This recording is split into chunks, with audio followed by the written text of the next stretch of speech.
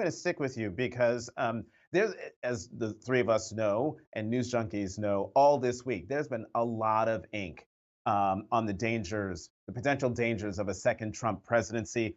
Our Post Opinions colleague Robert Kagan wrote a monster and important essay, huge essay, where he writes, "quote There is a clear path to dictatorship in the United States, and it is getting shorter every day." And you wrote a column, Ruth, yesterday that argues a letter written by Senator J.D. Vance to Attorney General Merrick Garland this week proves Kagan is right. Explain.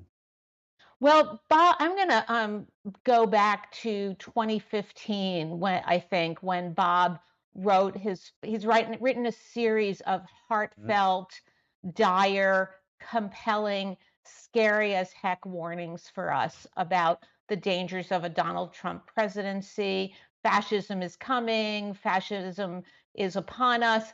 And he and I have been, I am a huge Kagan fan, so he and I have been having a robust and respectful conversation for many years now about whether he is overstating the case, whether, as I have gently suggested, he has been catastrophizing about this.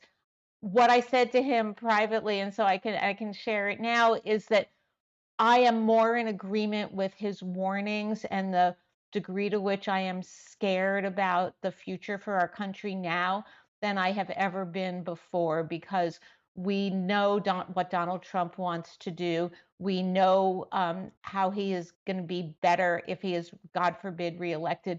He's going to be better at accomplishing his goals um, in a second term than he was in a first term. He will not surround himself with people who will stand up to him. He will surround himself with a cadre of toadies. He will, if he needs to, he will use all the levers of executive authority in his arsenal. But if he needs to, and the courts tell him to stop, he could ignore court orders. We've never witnessed this before, and so.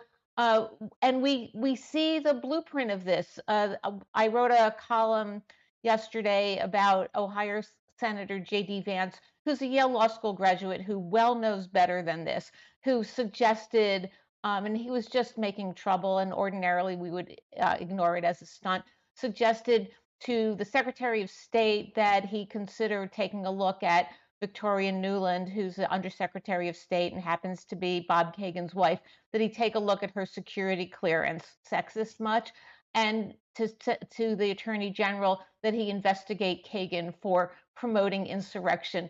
This is crazy, but this is the kind of thing that a President Trump in power and a President Trump's State Department and Justice Department could do with their perceived enemies. So that optimism from the first segment, don't translate that over into my general feeling about the world.